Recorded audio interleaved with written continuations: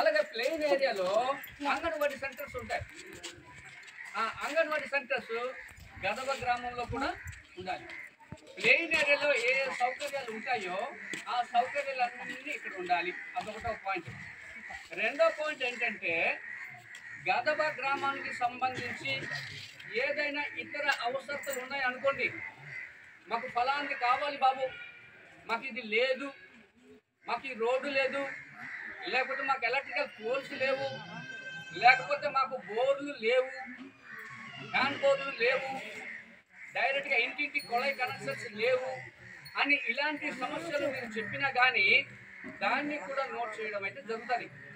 అవి మేమంతా ఈ గ్రామ సభలో తెలుసుకొని మీ దగ్గర ఇన్ఫర్మేషన్ మీకు తెలుసుకొని మీ దగ్గర ఏమేమి ఉన్నాయి సౌకర్యాలు, ఏ సౌకర్యాలు లేవు, ఆ రెండు తీసుకొని మేమంతా క్రోడీకరించి మేము కేంద్ర ప్రభుత్వానికి పంపించడం జరుగుతుంది. కేంద్ర ప్రభుత్వానికి అప్పుడు కేంద్ర ప్రభుత్వం ఏంటంటే మనం ఏదైతే అవసరతలు రాస్తామో మా గ్రామానికి ఇది కావాలని మీరు చెప్తారో అవి పంపిస్తే గవర్నమెంట్ చూసుకొని దానికి సంబంధించిన ఒక పథకాన్ని తయారు చేసి మీ గ్రామానికి శాంక్షన్ చేయడం జరుగుతుంది. అందుకోసమే ఈ గ్రామ సభ. ఇది కేవలం మీ గ్రామానికి చెందిన గ్రామ సభ. ఇది కేవలం మీ గ్రామంలో గదప కులస్తులకు జరుగుతున్న గ్రామ సభ.